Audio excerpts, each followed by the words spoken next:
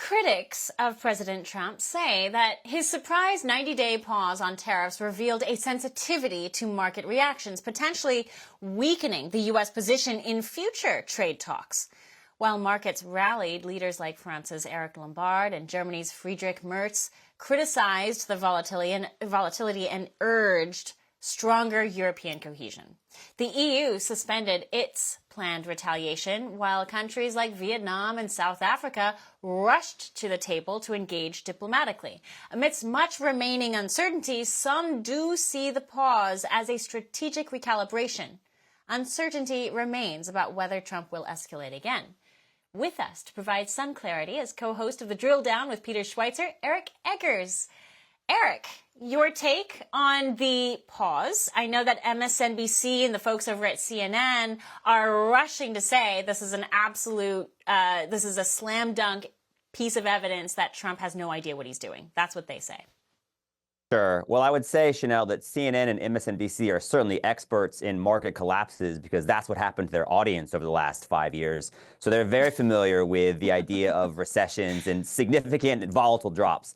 But I would think, to go to the thing you said initially, I don't know why it would be a bad thing if the Trump administration demonstrated what I believe you referred to as a sensitivity to market reaction. Remember, Donald Trump, when he was president the first time, presided over soaring market highs before, of course, the COVID pandemic reset everything. So this is someone who has a track record of not just being sensitive to what the market wants, but helping to lead it to historic gains. So the fact is that he announces the tariffs. As you noted, over 70 countries came to the table. They're attempting to negotiate these bilateral deals.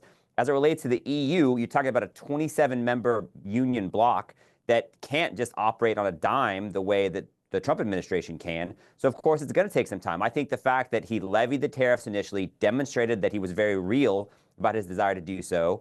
And maybe in response to what maybe a less than favorable reaction from the bond market or other market factors, says, okay, look, we're now going to pause and we're going to give time to negotiate these deals in good faith.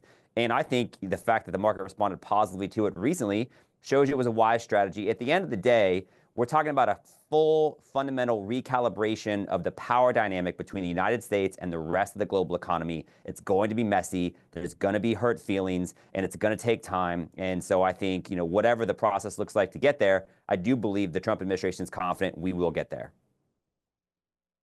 I opened the show with a monologue, and in my monologue, I argue that this reset and all these tariffs, it's about money. But in reality, it's also about emancipation. Trump calls this Liberation Day, but this is the second Emancipation Proclamation. This is America reasserting itself, and the globalists who have been running a whole system of slave labor essentially around the world are really kicking and screaming. They're the modern day slave masters right now. And the Civil War was a messy thing. And we had a lot of vested interests who did not want to get rid of slave labor.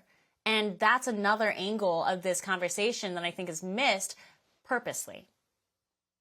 It's a great point, and it's a great analogy. And just consider this, right? The slave labor has been exploited by the elites in the American economy, the globalists who live here, and they're the ones leading the parade to complain about this reset the Trump administration is attempting to execute. But you heard Treasury Secretary Scott Bessent say recently, look, it's time for Main Street to have a term. And he cited some statistics that I think are quite telling. He said 88% of the stocks that are owned by Americans are owned by the top 10%, and the remaining 12% are owned by the next 40%. So 50% of this country doesn't own any stocks at all. And he said that last year, we set a record. Americans took more European vacations than ever, but we also used more food pantries than ever. So clearly, it's a bifurcated economy with clear winners and losers. And, the Biden administration doubled the spending over the last 4 years, even after the COVID pandemic ended. We went from $4.4 trillion to $6.8 trillion. And so it would be easy to just perpetuate this tax money going out and continue to prop up. He used, the metaphor of used like a body on steroids has been used before, but that doesn't mean you're healthy. And so what the Trump administration is attempting to do is to make America's economy healthy again and be healthy for all citizens, not just the top 10%. How do you read the tariff pauses affecting our negotiating stance with China and the EU? Clearly, the EU, having said, all this bluster and wind that they started emitting, saying that we're going to retaliate, stand together, they really didn't react as strongly as their language seemed to indicate. But China does seem to be retaliating at this point, clearly. Where do we go from here if China continues to just hold that line? Well, I think the economists I've spoken with suggest that if China holds the line, they're going to be the ones that pay the price. Because while they may put whatever tariff they want to on our goods, the bottom line is we buy a lot more stuff from them than they buy from us. And that's exactly the point. And that's exactly the power dynamic the Trump administration is attempting to change. As it relates to the EU, it suggests, based on what I've read, that they're actually becoming far more willing to negotiate. The Trump administration says, listen, we want you to buy a lot more energy from us. The last time they decided to buy more energy was the first Trump administration. So it takes taking a hardline stance, as Donald Trump has expressed a willingness to do, to get people to have a more fundamentally fair stance with us economically. And so the EU has said, yes, okay, well, we're willing to potentially do that. The Trump administration, I think, has said 350 billion. The numbers have been a little bit lower than that on the EU so far. But again, it's early days in the negotiation. That's one piece of it. There's other non-tariff related barriers to some of our goods coming to the country that those could be on the table. So I think you'll see we end up with a much better deal with the EU than we have before. And China will just continue to be further isolated. And every day that they have this trade war with us, they're the losers.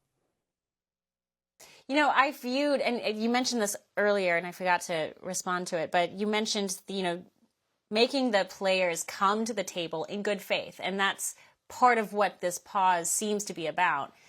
But it's also reflective of a smart parenting strategy, if you will, right? The carrot and the stick. You slap the allies with the stick and you say, hey, we're serious about this. And when they start coming to and they quiet up and they come to the table, then you say, okay, fine, we're going to reward good behavior. And that kind of olive branch give and take is kind of a familiar tactic inside the business world. And I find it amusing that the globalists, the economists, the political swamp don't seem to have that same sense of what negotiation looks like in the real world. I think you're probably correct, but let me just say in full transparency, Chanel, based on some of the phone calls I've gotten from my children's school recently, I don't know that I'm the best one to weigh in on what is or is not good parenting advice. But I will say that I think the metaphor as it relates to children is a good one but the example I've used and we used on our recent podcast is everyone's acting like the Trump administration is doing this in an unprovoked way. They see the tariffs as, let's call it a punch in a fight. And they say, well, why would you be picking this fight? And they say, well, hang on now. Over the last 40 years, they've been beating us up. And the fact that we have 50% of the American economy suffering as a result of it, they're the ones that have been taking the blows, metaphorically. And so what we're actually doing is hitting back. And so I do think that, look, the Trump administration is having a harder stance, and they're having some carrots and some sticks. The sticks bring them to the table, and they say, look, you don't want to get hit with the stick anymore, right? Wouldn't you like some of these carrots? And they say, yes. And they say, fine. You actually, ironically, have to buy some of our carrots. So, that's what's happening right now. But I do think that they're just basically, no one wants to admit that we've been taken advantage of over the last 4 years. And so that's why they're going to act like what the Trump administration is doing seems wildly uncharacteristic and maybe irrational. But in fact, I think it's very rational. It's very smart. And ultimately, I think it'll be successful. And that's why the majority of Americans voted for him in the first place. Look, you keep a pulse on what people are saying. You interview people. What has been the most remarkable, I guess, misguided hot take you've heard about these tariff negotiations so far? Yeah, it's funny. I have a group text with some liberal friends, and they actually said when the market went down and then went back up, and I said, see, look at the fact that, they're being responsive to these criticisms. And they go, yeah, after him and his buddies made a bunch of money. So I think the idea, and you've seen other people suggest that, Scott Bessent and others have been shorting the market or trying to do stuff for their own financial gain.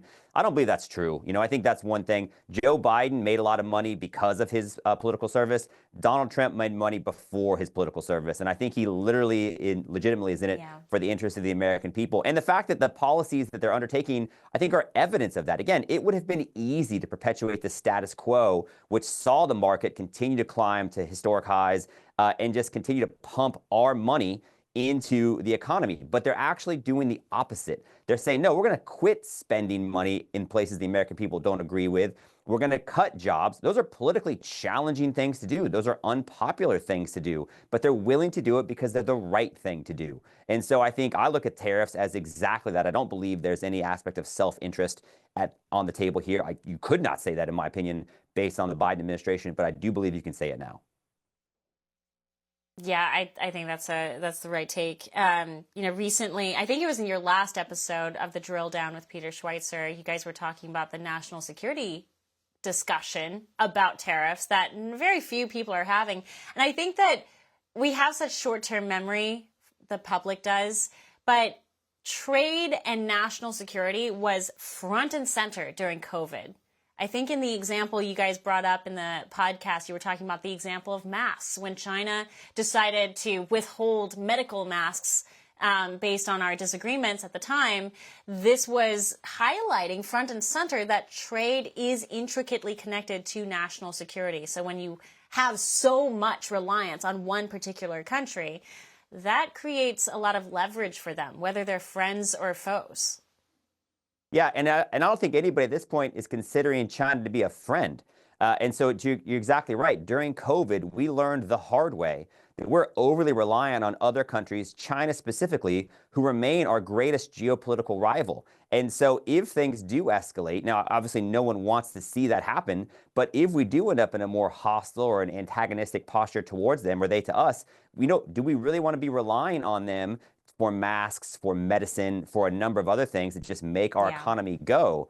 And so, and the answer to that is no. And I mean, again, consider this, and we made this point on the podcast, we still haven't had public hearings. No one's even been really willing to come out and say, hey, that COVID thing that happened that totally upended society, that came from a lab in China. We still wanted to act like it was something that happened from some bad in some lab. Like, no one's even willing to say hard truths.